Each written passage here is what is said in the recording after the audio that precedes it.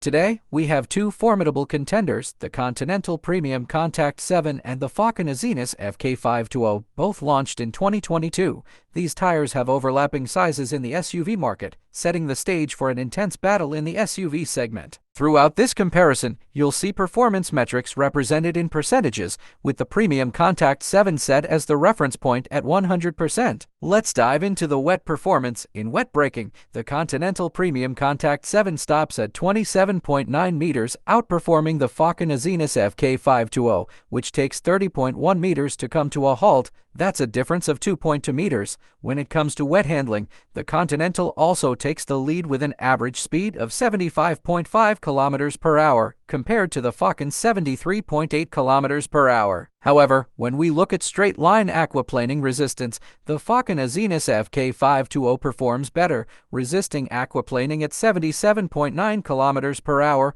while the Continental slips earlier at 73.5 kilometers per hour. This 4.4 kilometers per hour difference could be crucial in heavy rain conditions. Now, let's shift gears to dry performance. The Continental PremiumContact 7 continues to impress with a dry braking distance of 34.1 meters, slightly ahead of the Falken, which stops at 35.2 meters. In dry handling, the two are neck and neck, with Continental just edging out Falken with a minor speed difference. But there's more to a tire than just wet and dry performance. Noise and comfort play a crucial role too. Here, the Falken Azenis FK520 shines, delivering a quieter ride at 70.9 decibels compared to the Continental's 73.2 decibels. That's a noticeable 2.3 decibels difference. When it comes to rolling resistance, the Falken once again has a slight advantage, offering marginally better fuel efficiency. While this difference might not be felt in everyday driving, it's still a win for the Falken in this category. In summary, the Continental PremiumContact 7 excels in wet and dry braking, while the Falken Azenis FK520 excels in noise, aquaplaning, and rolling resistance. Thanks for watching, and don't forget to subscribe.